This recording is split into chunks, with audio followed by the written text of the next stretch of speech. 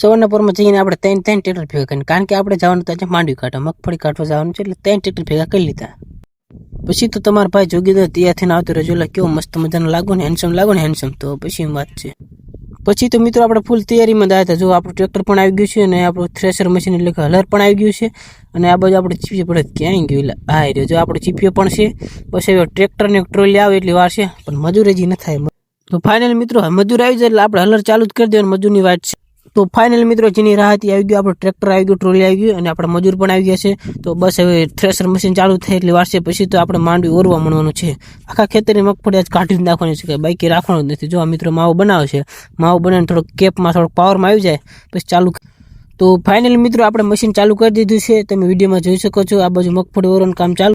આપણો વારો હજી વેઇટિંગમાં છે. જ્યાં સુધી આપણો વારો વેઇટિંગમાં છે ને ત્યાં સુધી આપણે વિડીયો બનાવી નાખીએ. પછી આપણો વારો આવી જાય ને વિડીયો બનાવવાનો ટાઈમ ન મળે તો ત્યાં સુધી હું વિડીયો બનાવી લઉં છું. આ બધા ઓરે પછી આપણો જ વારો. તો મિત્રો આપણો વારો પતી ગયો, તો થોડોક વેઇટિંગમાં હતા, આપણે થોડોક આરામ કરવા બેઠા હતા. હવે આ ભાઈ બે ઓરે, આના પછી પાછો આપણો વારો આવશે. પણ એ વારો આવે પહેલાં મેં લાયક હતો વિડીયો બનાવી નાખવું, એટલે જો વિડીયો બનાવું. મગફળી ઓરવા માટે અમે 4 જણા હતા. 2 આ હતા ને 2 અમે બીજા ઘરના સભ્યો હતા. આ 2નું કામ પૂરું થાય પછી 2 જણા અમારા ઘરના સભ્યો, એમાં હું. પછી મિત્રો મગફળી ઓરતા બપોર ચડી ગયા. જો આપણે ખાઈને આવ્યા, આપણે અડધું ખેતરની મગફળી પતાવી દીધી, અડધા ખેતરની બાકી. હજી તો ફૂલ બાકી જ છે. જો અહીંયા અડધું એટલે હજી બધા જમવા માટે બેઠા છે. જમીન પછી પાછા કામ ચાલુ કરશે. જમી એટલી વારમાં મને તો લાઈનનો વિડીયો બનાવેલો, કારણ કે વિડીયો બનાવ્યા વગર તો હાલે નહીં. તો ફાઇનલી મિત્રો આપણે બપોર પછી કામે લાગ્યા, ત્યાર સુધીમાં છે અત્યારે મેં વિડીયો બનાવ્યો, કારણ કે હવે કામ પૂરું થવા આવ્યું છે. પણ થોડુંક બાકી હતું હજી, પણ મશીનવાળા ભાઈનું મશીન ખરાબ થઈ ગયું. તમે જોઈ શકો છો મશીનમાં કંઈક પ્રોબ્લેમ આવી ગઈ છે. એ ભાઈ મશીનમાં મથે છે, પ્રોબ્લેમ સોલ્વ થઈ જાય એટલે આપણે પાછું કામે લાગી જવાનું છે. ત્યાં સુધીમાં હું મેં કદે વિડીયો બનાવી લઉં. તો ફાઇનલી ગાઈઝ આપણે મગફળીનું કામ પૂરું થઈ ગયું, એટલે આપણે આપણા ખેતરની બધી મગફળી મશીનમાં ઓરી નાખી. એટલે હવે આપણે કાંઈ કામ બાકી નથી. થોડું ઘણું નાનું મોટું કામ છે એ કરીને પછી આપણે વહી જઈશું ઘરે. અને મશીનવાળા ભાઈ પણ તૈયારી કરે છે, એ પણ મશીન લઈને હવે પોતાના ઘર બાજુ વહી જાય છે.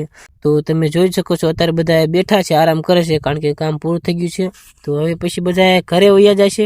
તો મિત્રો બધા ઘરે વહી જાય એટલે આપણે કાંઈ રહેવાય નહીં, આપણે ઘરે જ વહી જવાનું. પણ આ બધા થાય પછી જવાય ને, એમને આમ તો જવાય નહીં.